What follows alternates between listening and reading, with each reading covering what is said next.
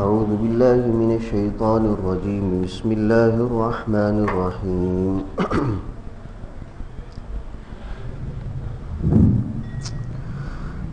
لقد كان لكم في رسول الله أسوة حسنة لمن كان يرجو الله واليوم الآخر وذكر الله كثيرا. ولما رأى المؤمنون الأحزاب قالوا هذا ما وعدنا الله ورسوله وصدق الله ورسوله وما زادهم إلا إيمانا وتسليما. من المؤمنين رجال صدقوا ما عاهدوا الله عليه فمنهم من قضى نحبه ومنهم من ينتظر وما بدلوا تبديلا. ليجزي الله الصادقين بصدقهم ويعذب المنافقين إن شاء أو يتوب عليهم إن الله كان غفورا رحيما. ورد الله الذين كفروا بغيظهم لم ينالوا خيرا وكفى الله المؤمنين القتال وكان الله قويا عزيزا. وأنزل الذين ظاهروهم من أهل الكتاب من صياصيهم وقذف في قلوبهم الرعب فريقا تقتلون وتأسرون فريقا. وأورثكم أرضهم وديارهم وأموالهم وأرضا لم تطئوها وكان الله على كل شيء قديرا. صدق اللہ العظیم.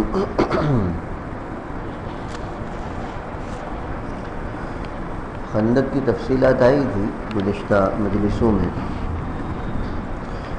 اس میں منافقین کا یہ حال آیا تھا کہ کچھ تو بغیر اجازت کے بھاگ گئے تھے، نبی کریم صلی اللہ علیہ وسلم سے کہے بغیر، پوچھے بغیر، اور کچھ وہ تھے جنہوں نے جھوٹے بہانے پیش کیے تھے کہ ہمارے گھر محفوظ نہیں ہیں، دشمنوں کی طرف سے خطرہ ہے. غرض یہ ہے کہ منافقین اس میدان میں جمے نہیں جہاں اللہ کے دشمنوں سے مقابلہ تھا، بلکہ یا تو بھاگ گئے یا جھوٹے بہانے کر کے اپنے آپ کو وہاں سے بچا لیا.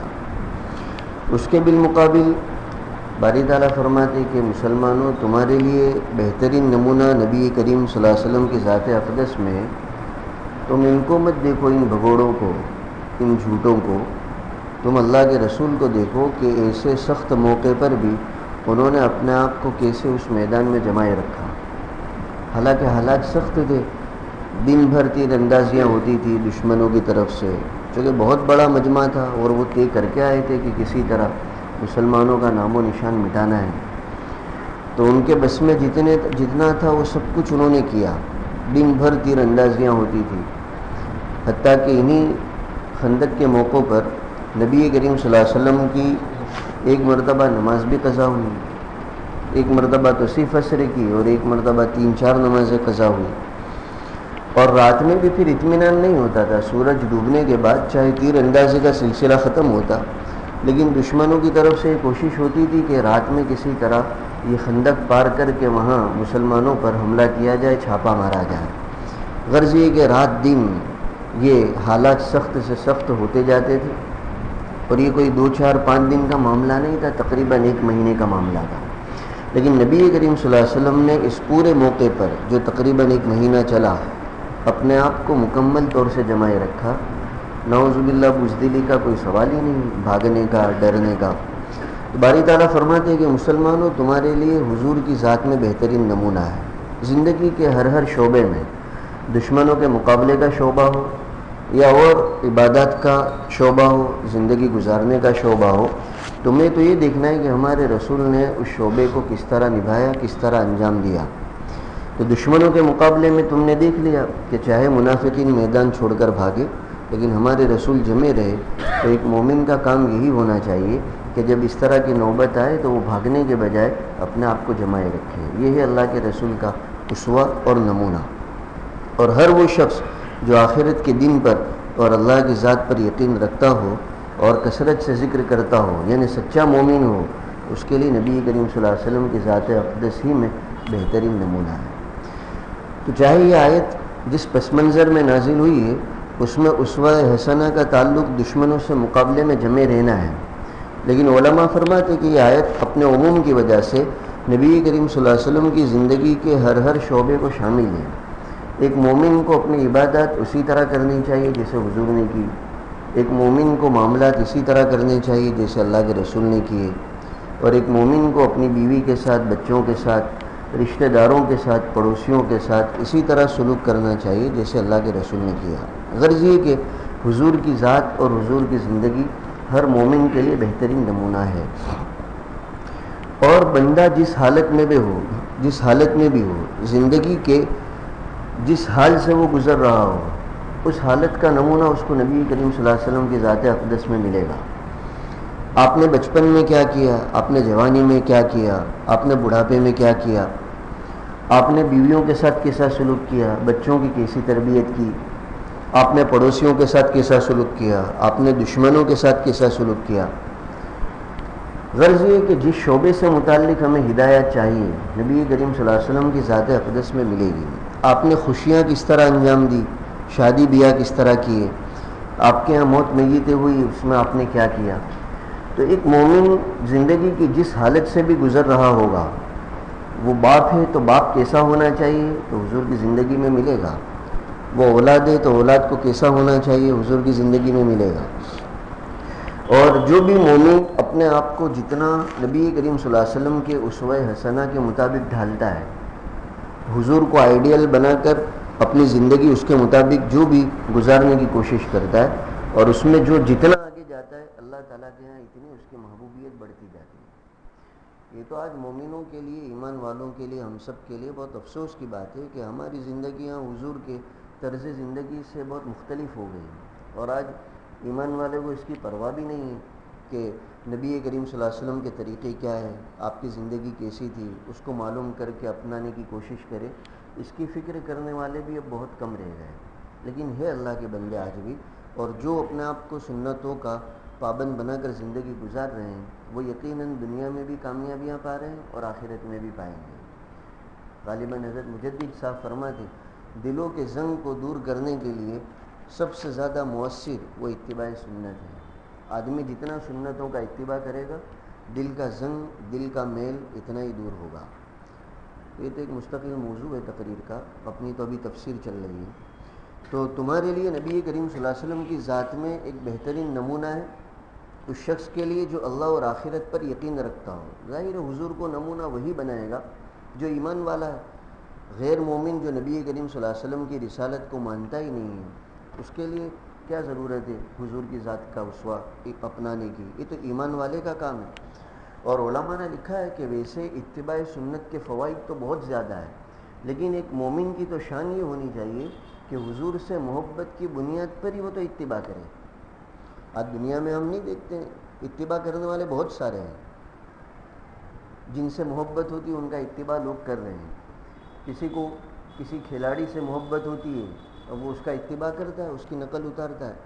کسی فلم ایکٹر سے تعلق ہوتا ہے، آدمی اس کی نقل اتارتا ہے اپنے ایمان والے بھائیوں میں۔ حالانکہ جن ایکٹروں کی اتباع کی جاتی ہے یا جن کھلاڑیوں کی اتباع کی جاتی ہے، ان کی اتباع کرنے میں نہ دنیا کا فائدہ نہ آخرت کا، بلکہ برعکس معاملہ ہے، نقصان ہی نقصان ہے۔ لیکن پھر بھی چال چلنے والے، پیروی کرنے والے کرتے ہیں، اور اس اتباع کے پیچھے جذبہ جو ہے وہ محبت کا ہے۔ تو ایک مومن کو تو نبی کریم صلی اللہ علیہ وسلم کے ساتھ محبت ہونی چاہیے، یہ تو ایمان کا تقاضا ہے، اور یہی محبت اس کو ابھارنے والی بننی چاہیے کہ حضور کی زندگی کیا تھی۔ یہ جو فوائد اتباع سنت کے، یہ تو مزید بڑا ہے۔ باقی اصل جو آدمی کو اتباع کا جذبہ ہونا چاہیے وہ نبی کریم صلی اللہ علیہ وسلم کے محبت اور آپ کے عشق کی بنیاد پر۔ تو کہا جائے نا، بھینس تو پالی جاتی ہے دودھ حاصل کرنے کے لیے، گوبر تو فری میں مل ہی جاتا ہے۔ تو نبی کریم صلی اللہ علیہ وسلم کا اتباع تو ہونا چاہیے عشق اور محبت کی وجہ سے۔ یہ جو فوائد اتباع سنت کے، مغفرت کا ملنا، محبوبیت کا ملنا، روزی میں برکت کا ہونا وغیرہ وغیرہ، یہ تو سب فری میں ملیں گے۔ باقی اصل جو جذبہ ہے وہ تو عشق اور محبت کا۔ یہ تو پہلی آیت ہوئی۔ اس کے بعد وَلَمَّا رَأَى الْمُؤْمِنُونَ الْأَحْزَابَ، باری تعالیٰ نے تقابل کیا ہے کہ ایک طرف تو منافقین کا تذکرہ جو ہم نے گزشتہ سبق میں سنا کہ انہوں نے دشمنوں کے اتنے بڑے لشکر کو دیکھ کر جو جملہ اپنی زبان سے نکالا تھا وہ تو یہ تھا کہ ما وعدنا اللہ و رسولہ الا غرورا، کہ اتنا بڑا لشکر ہے دشمنوں کا، کیسے کامیابی ملے گی؟ نعوذ باللہ، اللہ اور اس کے رسول جو وعدے کرتے ہیں کامیابی کے وہ تو دھوکہ معلوم ہوتا ہے، نعوذ باللہ۔ تو ایک طرف تو منافقین نے دشمنوں کے اتنے بڑے لشکر کو دیکھ کر یہ جملہ اپنی زبان سے نکالا تھا۔ باری تعالیٰ فرماتے اس کے بالمقابل جو سچے اور پکے ایمان والے تھے انہوں نے جب اتنا بڑا مجمع دشمنوں کا اور کافروں کا دیکھا تو کہنے لگے ھذا ما وعدنا اللہ ورسولہ وصدق اللہ ورسولہ وما زادہم الا ایمانا وتسلیما۔ کتنا فرق ہے، بالکل الٹا معاملہ۔ ایمان والے کہنے لگے یہ اتنا بڑا مجمع جو آیا ہے یہ یقیناً ہماری آزمائش کے لیے آیا ہے، اللہ اور اس کے رسول نے جو کہا تھا بالکل سچ ہے۔ یہ کہاں کہا تھا؟ تو سورہ بقرہ میں آئے تھے ام حسبتم ان تدخلوا الجنۃ ولما یأتکم مثل الذین خلوا من قبلکم، کہ ابھی تو تمہاری آزمائش اگلے لوگوں جیسی ہوئی بھی نہیں، ان کو تو سخت حالات نے گھیرا تھا اور اتنی تنگی ہو گئی تھی کہ کہنے لگے تھے متی نصر اللہ۔ تو قرآن نے جو کہا ہے کہ ایسی آزمائش ہوتی ہے اگلے لوگوں کی بھی ہوئی، اب یہ اتنے حالات سخت نظر آ رہے ہیں، معلوم ہے اللہ اور اس کے رسول نے جو کہا تھا سچ ہے، ہماری آزمائش کے لیے ایسے حالات بنے۔ اور دشمنوں کے اتنے بڑے مجمع نے آ کر جو حملہ کیا اور گھیرا تھا تو اس واقعے نے ان کے ایمان میں کوئی کمزوری پیدا نہیں کی، بلکہ وما زادہم الا ایمانا وتسلیما، اس واقعے نے تو ایمان والوں کے ایمان کو اور اپنے آپ کو اللہ تعالیٰ کے سامنے جھکانے کے جذبے کو اور بڑھایا۔ یہ تو اللہ اور اس کے رسول جو کہتے تھے امتحان ہوتا ہے مومن کا، یہ امتحان ہو رہا ہے، تو اس واقعہ احزاب نے ان کے ایمان کو بھی اور بڑھایا اور اپنے آپ کو اللہ کے احکام کے سامنے فرما بردار بنانے اور جھکانے کے جذبے نے اور بڑھایا۔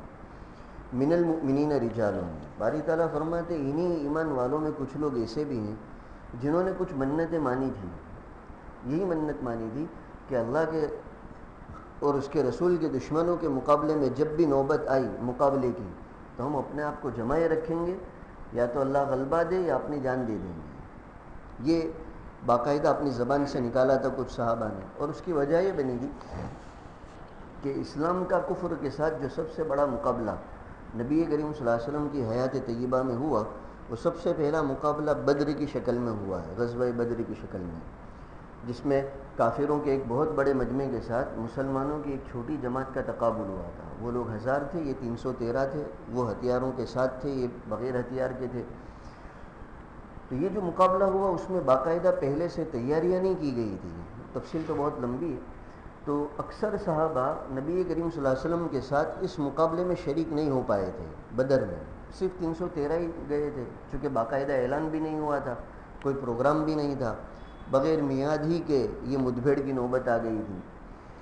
تو کتنے صحابہ کو اس کی حسرت رہی کہ اللہ کے رسول کفر کے مقابلے میں سب سے پہلے جس لشکر میں آپ بنفس نفیس نکلے، دشمنوں کا مقابلہ کیا، ہم اس پہلے ہی موقع پر غیر حاضر رہے، اس کا بڑا ان کو افسوس اور اس کی حسرت رہی۔ تو اسی حسرت کو دور کرنے کے لیے کتنوں نے اپنی زبان سے یہ جملے نکالے تھے کہ آئندہ جب کبھی ایسی نوبت آئی دشمنوں کے مقابلے کی تو ہم ہرگز پیچھے نہیں رہیں گے، اپنے آپ کو اس کے لیے کھپا دیں گے، یعنی اللہ غلبہ دے تو بہت اچھا، ورنہ جان دے دیں گے لیکن پیچھے نہیں ہٹیں گے۔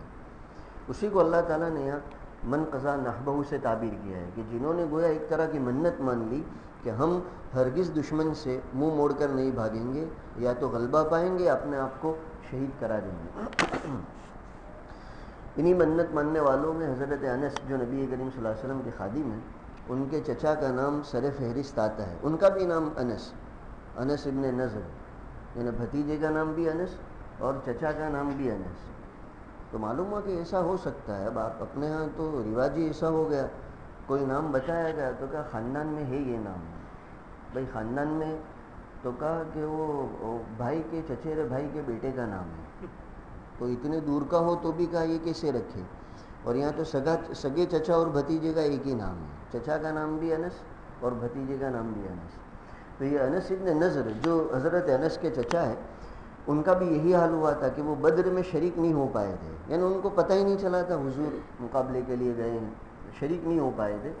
تو اتنی حسرت تھی کہ انہوں نے یہ منت مان لی تھی اور باری تعالیٰ سے کہا کہ میں اس کا معاہدہ کرتا ہوں کہ آئندہ جب بھی اللہ کے رسول کے مقابلے میں ان کے دشمن آئیں گے میں اپنے آپ کو کھپا دوں گا، ہرگز پیچھے نہیں ہٹوں گا۔ تو یہی ہوا کہ اس کے بعد جب احد والا واقعہ پیش آیا بدر کے بعد 1 سال کے بعد، تو اس میں شروع میں تو مسلمانوں کو غلبہ ہوا، لیکن بعد میں حالات بدل گئے اور اخیر میں غلبہ کافروں کو رہا۔ 70 مسلمان شہید ہوئے اور اتنا سخت حملہ کیا گیا تھا کہ افراتفری ہو گئی تھی۔ نبی کریم صلی اللہ علیہ وسلم کچھ ہی لوگوں کے ساتھ رہ گئے تھے، باقی کتنے لوگ میدان سے بھاگنے کی نوبت آئی تھی۔ تو جب بھاگنے والے بھاگ رہے تھے اسی موقع پر یہ حضرت انس یعنی انس ابن نضر جو نبی کریم صلی اللہ علیہ وسلم کے خادم ہیں ان کے چچا، انہوں نے دیکھا کہ یہ سب حضور کو چھوڑ کر بھاگ رہے ہیں۔ انہوں نے تو چونکہ منت مانی تھی، اپنی زبان سے کہا تھا کہ جب بھی ہوگا دشمنوں کے مقابلے میں کبھی بھاگوں گا نہیں، اپنے آپ کو کھپا دوں گا۔ تو یہ تو مردانہ وار آگے بڑھ رہے ہیں دشمنوں کے بڑے جھمیلے میں، بڑا جتھا تھا ان کا، لیکن یہ بھاگنے کے وجہ آگے جا رہے ہیں۔ راستے میں حضرت سعد ابن معاذ ملے بھی، یعنی دشمنوں کے جتھے میں جاتے ہوئے راستے میں حضرت سعد ملے بھی، سعد ابن معاذ۔ تو بخاری میں حضرت انس ابن نضر ان کو کہنے لگے کہ سعد کہاں جاتے ہو، جنت کی خوشبو تو یہاں سے آ رہی ہے، یعنی احد کے پاس سے آ رہے ہیں۔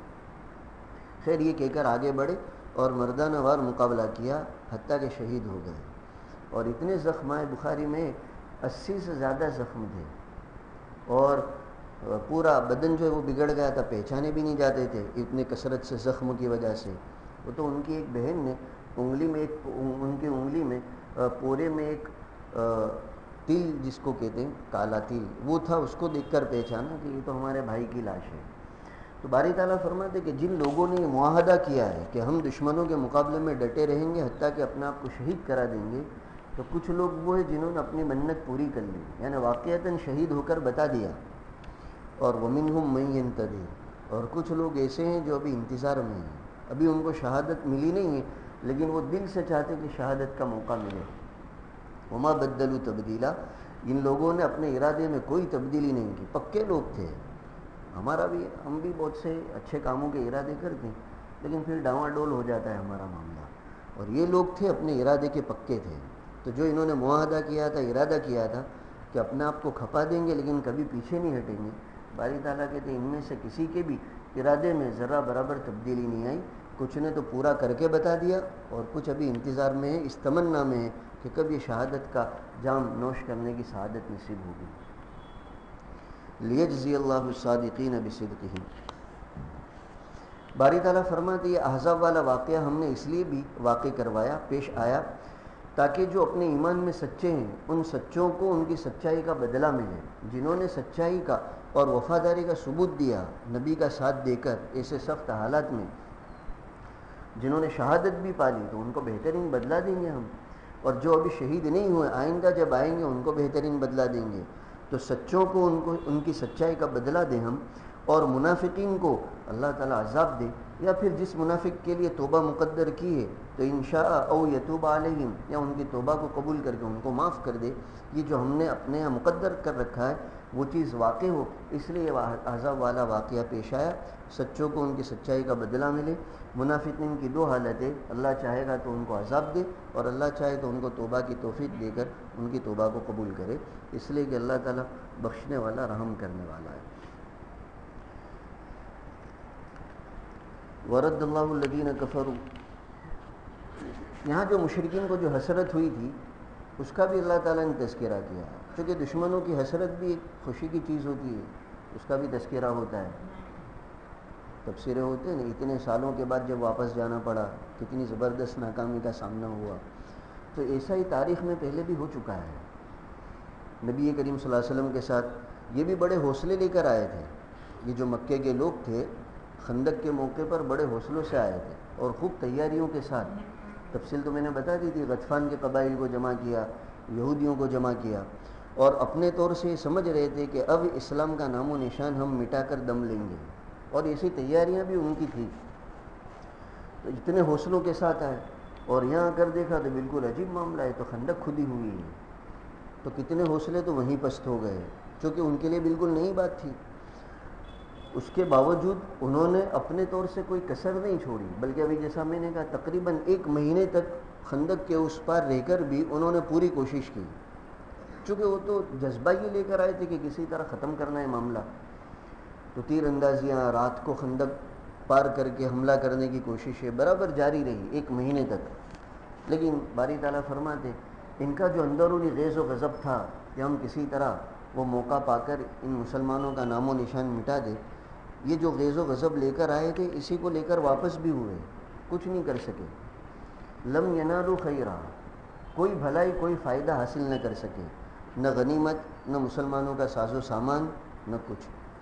1 مہینے تک ادھر ادھر ہوتے رہے، اپنے آپ کو ہی کوستے رہے۔ آدمی کو ایسے موقع پر اپنے اوپر ہی غصہ آتا ہے کہ کچھ ہو نہیں رہا ہے، کچھ ہو نہیں رہا ہے۔ تو ورد اللہ الذین کفروا بغیظہم لم ینالوا خیرا، اللہ تعالیٰ نے ان کافروں کو ان کے غیظ و غضب کے ساتھ ہی واپس کر دیا مکہ مکرمہ، جہاں سے آئے تھے وہاں واپس گئے۔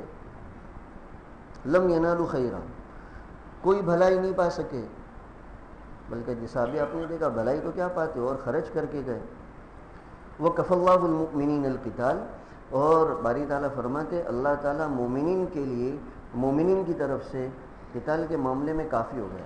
دیکھیں یہ خندق کے موقع پر حالانکہ یہ اتنے بڑے جتھے میں آئے تھے، اتنی بڑی تعداد میں آئے تھے، لیکن اللہ تعالیٰ نے جیسی مدد کی عام جنگ کی نوبت ہی نہیں آئی، اللہ ہی کافی ہو گیا۔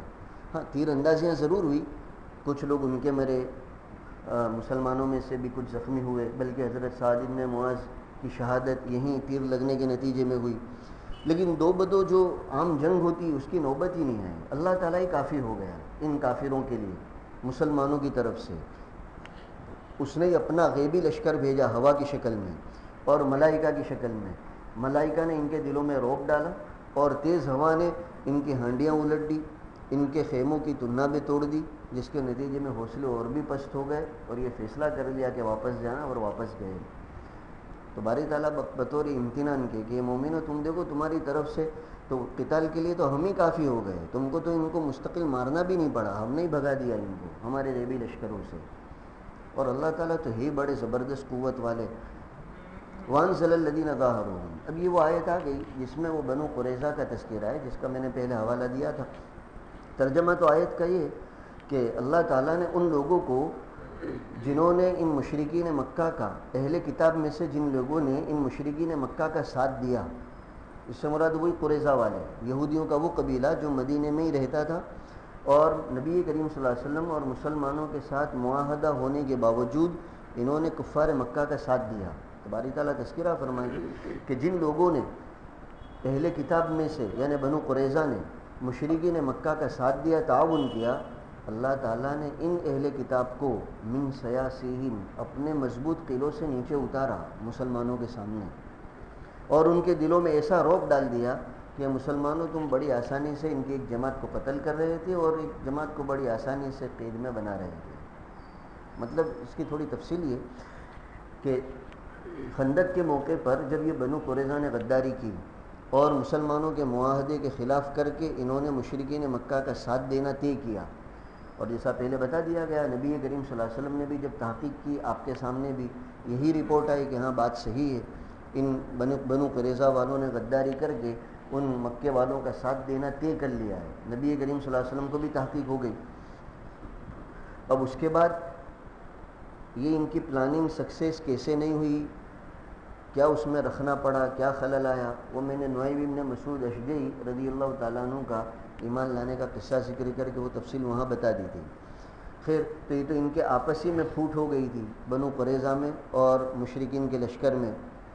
اب مشرکین کا لشکر تو 1 مہینے کے محاصرے کے بعد جب یہ سخت تیز ہوا چلی اور فرشتوں کو بھی اللہ تعالیٰ نے بھیجا تھا جنہوں نے ان کفار کے دلوں میں رعب ڈالا تھا، تو یہ مروبیت بھی آئی اور تیز ہوا بھی چلی، جس کے نتیجے میں وہ لشکر جو خندق کے اس پار تھا وہ تو وہاں سے چلا گیا۔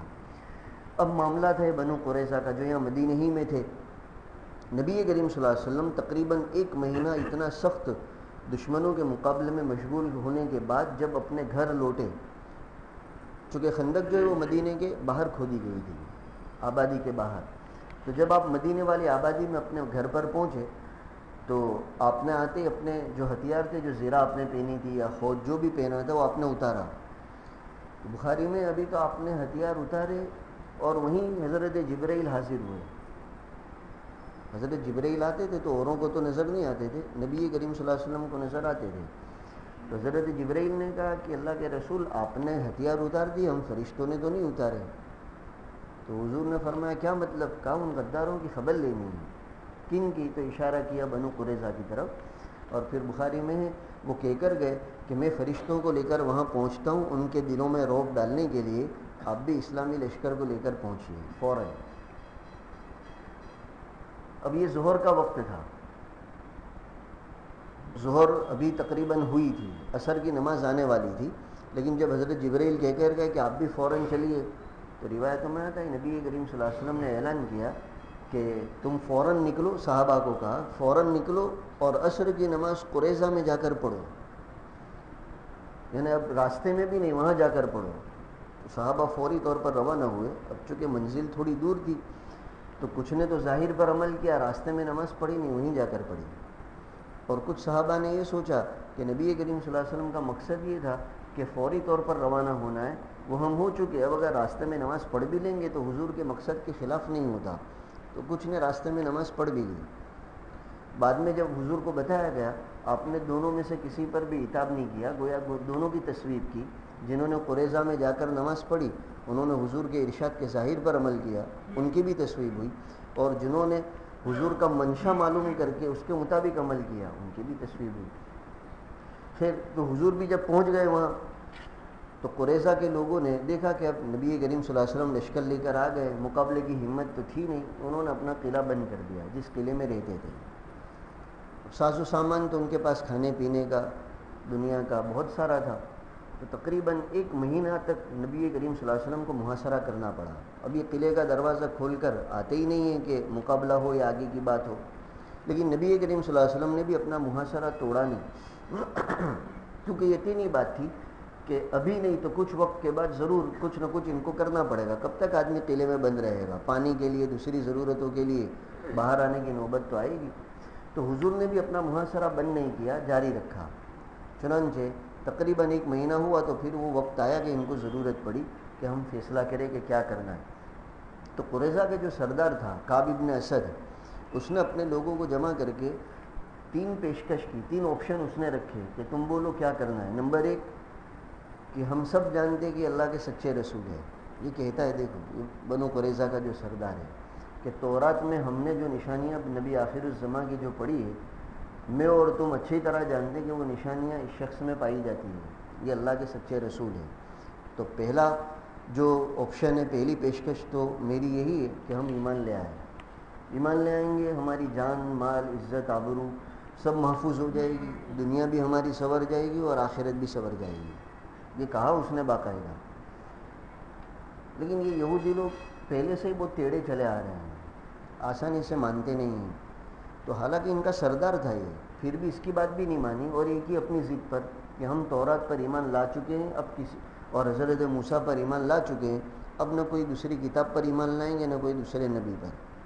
وہ ٹھکرا دیا اس آفر کو، اس پیشکش کو. اس نے دوسری بات یہ کہی کہ پھر دوسری شکل یہ ہے کہ ہم اپنی بیوی بچوں کو اپنے ہاتھوں سے قتل کر دیں اور پھر مردانہ وار ان کے مقابلے میں اتر آئے. کیونکہ آدمی کو جو بزدلی آتی ہے مقابلے میں، وہ اپنے گھر والوں کی وجہ سے آتی ہے کہ بیوی بچوں کا کیا ہوگا، تو وہ رہیں گے ہی نہیں. تو ہم میں سے کسی میں بزدلی نہیں رہے گی، ہم جم کر مقابلہ کریں گے. یہ پیشکش کو بھی اس کے لوگوں نے ٹھکرا دیا کہ عجیب بات کر دو، سردار ہو کر حماقت جیسی، بیوی بچوں نے کیا قصور کیا کہ ہم ان کو قتل کریں. یہ بھی ٹھکرا دیا. اس نے پھر تیسری پیشکش یہ کی کہ اچھا ایک تیسری آخری شکل تمہارے سامنے پیش کرتا ہوں، تم سوچ لو کہ مسلمانوں کا ہمارے بارے میں نظریہ یہ ہے کہ ہم سنیچر کے دن حملہ نہیں کریں گے، چونکہ سنیچر کا دن ان یہودیوں گیا عظمت والا سمجھا جاتا ہے، اور پہلے تو ان کو باقاعدہ اس کی تعظیم کا حکم بھی تھا، کوئی دنیاوی کام بھی نہیں کر سکتے، بس عبادت ہی کرو. تو کہا یہ ہمارے بارے میں یہ سمجھ رہے ہوں گے کہ ہم سنیچر کو ان پر حملہ نہیں کریں گے، مقابلہ نہیں کریں گے. تو اب جو آنے والا سنیچر ہے ہم اچانک حملہ کر دیں گے تو شاید یہ مقابلہ نہیں کر پائیں گے چونکہ غفلت میں ہوں گے. تو یہ بھی ٹھکرا دیا کہ پتہ نہیں ہے ہمارے اسلاف اور ہمارے پرکھوں نے جب سنیچر کے حکم کی خلاف ورزی کی تھی تو ان کو خنزیر اور بندر بنا دیا گیا تھا. قرآن میں ہے ان کا قصہ. اور تم سنیچر کے دن حملہ کرنے کی باتیں کرتے ہو، یہ بھی نہیں ہو سکتا۔ تو یہ کعب بن اسد نے جو 3 پیشکش اپنی قوم کے سامنے رکھی، تینوں انہوں نے ٹھکرا دی، لوگوں نے نہیں مانی۔ تو پھر اخیر میں یہی طے ہوا کہ اب مقابلے کی تو ہم میں جرأت نہیں ہے ان کے سامنے، اب یہ کہ اپنے آپ کو ہم سرنڈر کر دیں کہ جو یہ فیصلہ کرے ہم مان لیں۔ چنانچہ کہلوایا یہ ان کے سردار نے نبی کریم صلی اللہ علیہ وسلم کے پاس کہ ہم سرنڈر ہونے کے لیے تیار ہیں، جو فیصلہ ہوگا اگر ہماری کچھ رعایت ہو جائے تو ہم اپنے آپ کو حوالے کر لیتے ہیں۔ اب جب یہ کہلوایا تو کتابوں میں آتا ہے کہ نبی کریم صلی اللہ علیہ وسلم کے انصاری جو صحابہ، جن میں 2 خاندان تھے، اوس اور خزرج، تو یہ اوس والوں کی پرانی دوستی تھی قریظہ والوں کے ساتھ۔ نبی کریم صلی اللہ علیہ وسلم کی ہجرت سے پہلے ان میں تعلقات تھے اوس والوں کے بنو قریظہ والوں کے ساتھ۔ تو اوس والوں نے یہ سوچا کہ ہم اپنے اس پرانی دوستی کا کوئی حق ادا کریں، نبی کریم صلی اللہ علیہ وسلم سے سفارش کریں کہ اللہ کے رسول جب یہ سرنڈر ہونے کا کہہ رہے ہیں تو آپ ان کی جان بخشی کر دیں تاکہ اس طرح ہمارا پرانی دوستی کا کچھ حق بھی ادا ہو جائے۔ کیونکہ اس سے پہلے یہودیوں کا جو دوسرا قبیلہ تھا بنو نذیر کا، اس میں نبی کریم صلی اللہ علیہ وسلم نے انصار کا جو دوسرا قبیلہ ہے خزرج، ان کی سفارش کو قبول کیا تھا، اور خزرج کی سفارش سے آپ نے بنو نذیر کے لیے قتل کا حکم نہیں دیا تھا، جان بخشی کر دی تھی، البتہ کہا تھا کہ مدینے سے نکل جاؤ، تو وہ لوگ پھر خیبر چلے گئے تھے۔ تو اوس والوں نے کہا کہ ابھی ہمارے بھی دوستی کا حق ادا کرنے کا موقع ہے، ہم حضور سے سفارش کریں۔ اب نبی کریم صلی اللہ علیہ وسلم کے پاس آئے، اب دیکھیے حضور کی دانائی اور دانش مندی، اگر ان کو کہہ دیتے کہ تمہاری سفارش نہیں مانیں گے تو ان کے بھی دل شکنی ہوتی کہ ہماری اتنی بات نہیں سنی گئی، اور ان کی جان بخشی کر دیتے تو نبی کریم صلی اللہ علیہ وسلم کا جو منشا تھا اس کے بھی خلاف تھا۔ تو آپ نے کہا کہ ایسا کیوں نہ ہو کہ تمہارے ایک سردار کو میں بنو قریظہ کا فیصلہ سونپ دوں، اوسی کے ایک سردار کو۔ تو اوس والے خوش ہو گئے کہ ہمارے سردار کے فیصلے کو جب مانا جائے گا تو پھر ہم جیسا چاہیں گے ویسا فیصلہ کرے گا۔ تو سب نے حامی بھر لی کہ اللہ کے رسول جب آپ ہمارے کسی سردار کو فیصلہ سونپ دیں تو ہم اس کے فیصلے کو اپنانے کے لیے تیار ہیں۔ تو آپ نے کہا کہ میں تمہارے جو سردار اوس کے، وہ سعد بن معاذ رضی اللہ تعالیٰ عنہ، وہ جو فیصلہ کریں گے وہ فیصلہ وہ میں بھی مانوں گا، تم بھی مان لینا۔ اب سب اوس والے خوش ہو گئے کہ یہ تو اپنے ہی آدمی ہیں۔ اب حضرت سعد بن معاذ جیسا بھی میں نے اشارہ کیا تھا کہ خندق میں ان کو تیر لگا تھا، یہاں پہلو میں رگے اکھل پر ہی لگا تھا، تو وہ یہاں قریظہ کے موقع پر آئے نہیں تھے۔ ان کو نبی کریم صلی اللہ علیہ وسلم نے مسجد نبوی کے پاس ہی ایک خیمے میں ٹریٹمنٹ کے لیے رکھا تھا، ان کا علاج ہو رہا تھا۔ اب جب ان کے فیصلے کی بات آئی تو باقاعدہ آپ نے آدمی بھیجے کہ سعد بن معاذ کو یہاں بلا کر لاؤ، ان کو لایا گیا۔ کمزور تھے، اس لیے جب پہنچے تو حضور نے انصار سے کہا کہ تمہارے سردار ہیں، ان کے لیے کھڑے ہو، ان کا تعاون کرو۔ چنانچہ ان کو حضور کے پاس لایا گیا اور نبی کریم صلی اللہ علیہ وسلم نے پوری بات ان کے سامنے رکھی کہ دیکھو یہ قریظہ کا فیصلہ ہے، کرنا ہے۔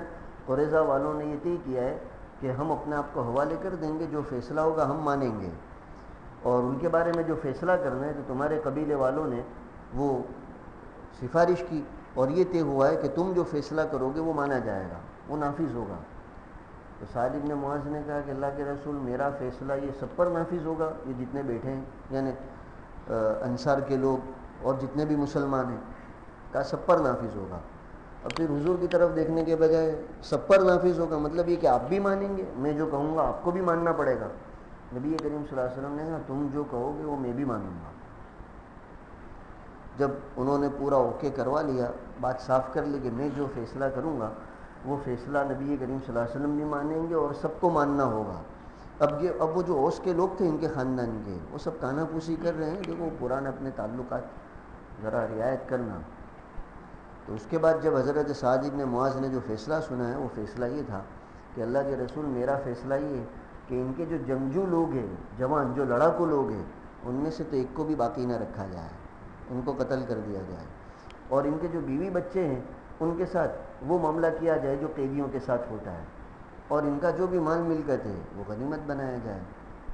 نبی کریم صلی اللہ علیہ وسلم نے فرمایا کہ سعد بن معاذ نے وہی فیصلہ کیا جو فیصلہ اللہ تعالیٰ کو پسند ہے، اللہ تعالیٰ کو بھی یہی منظور تھا۔ دیکھو قرآن میں ہے فریقاً تقتلون وتأسرون فریقا، ایک گروہ کو قتل کیا تم نے، یہ ان کے لڑاکو لوگوں کو، اور دوسروں کو قید بنایا۔ اور وَأَوْرَثَكُمْ أَرْضَهُمْ، اللہ تعالیٰ نے تم کو ان کی زمینوں کا بھی وارث بنا دیا اور ان کے مکانات کا بھی وارث بنا دیا اور ان کے اموال کا بھی. یہ سب غنیمت میں ملا. غنیمت کا مال بالکل پاکیزہ مال. اس کی پاکیزگی کا آپ اندازہ اس سے لگائیے کہ قرآن میں جہاں اللہ تعالیٰ نے غنیمت کا تذکرہ کیا 10ویں پارے کے شروع میں وَاعْلَمُوا أَنَّمَا غَنِمْتُم مِّن شَيْءٍ، تو فَأَنَّ لِلَّهِ، سب سے پہلے اللہ تعالیٰ نے اپنا حصہ بتایا کہ میرا بھی اس میں حصہ ہے، حالانکہ سبھی اللہ کا ہے. تو مفسرین لکھتے ہیں کہ اللہ تعالیٰ کا تذکرہ یہ بتانے کے لیے، اس کی شرافت، اس کی پاکیزگی، اس کی حلت کو بتانے کے لیے، یہ اتنا عمدہ اور پاکیزہ مال ہے، اللہ تعالیٰ فرماتے گویا ہمارا بھی حصہ ہے. تو آدمی جو حلال کمائی کی محنت سے حاصل کرتا ہے وہ تو پاکیزہ ہے، اس سے بڑھ کر یہ پاکیزہ ہے جو غنیمت کا مال ملتا ہے، اور بہت بڑی مقدار میں ملتا ہے غنیمت کا مال. تو وَأَوْرَثَكُمْ، اللہ تعالیٰ نے تم کو وارث بنایا ان کی زمین کا بھی اور ان کے مکانات کا بھی اور ان کے مالوں کا بھی. اور وَأَرْضًا لَمْ تَطَئُوهَا، اور اللہ تعالیٰ نے ایک اور علاقے کا بھی وعدہ کیا کہ ایک اور زمین کا ہم تم کو وارث بنائیں گے جہاں ابھی تمہارے پاؤں پہنچے نہیں ہیں. یہ کون سی زمین؟ تو مفسرین کہتے خیبر کی زمین، بعض حضرات کہتے مکے کی زمین، اور بعض مفسرین نے تو قیامت تک کے لیے مراد لیا کہ قیامت تک کے لیے جتنے علاقے مسلمان فتح کرتے رہیں گے وہ سب وَأَوْرَثَكُمْ أَرْضًا لَمْ تَطَئُوهَا میں داخل ہیں. وَكَانَ اللَّهُ عَلَىٰ كُلِّ شَيْءٍ قَدِيرًا. اور یہ سب چیزیں مشکل مت سمجھو، اللہ تعالیٰ ہر چیز پر قادر ہے، اس لیے اس نے جو وعدے کیے ہیں وہ پورے ہو کر رہے ہیں.